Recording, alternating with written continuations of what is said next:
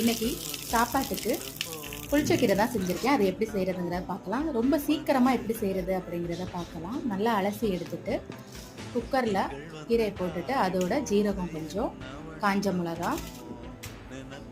10 சின்ன வெங்காயம், 5 பூண்டு பல், கொஞ்சமாக புளி, அரை டம்ளர் தண்ணி சேர்த்து குக்கர் மூடி போட்டு அடுப்பில் வச்சுட்டேன். 2 விசில் விட்டு வந்தோடனே அதை எடுத்து கீரையை மட்டும் எடுத்து மிக்ஸி ஜாரில் போட்டு ஒரு ஓட்டு ஓட்டினா போதும். கீரை நல்லா மசிஞ்சிரும். அதுக்கப்புறம் எண்ணெய் ஊற்றி நல்லெண்ணெய் சேர்த்துக்கணும். எண்ணெய் ஊற்றி கடுகு, காஞ்ச மிளகா, பெருங்காயத்தூள் எல்லாமே சேர்த்து தாளித்து கொட்டிட்டு சுட சுட சாதத்தில் போட்டு சாப்பிடும்போது நல்லாயிருக்கும். இதுக்கு அப்பளம் காம்பினேஷன் சூப்பராக இருக்கும், சுட்ட அப்பளம்.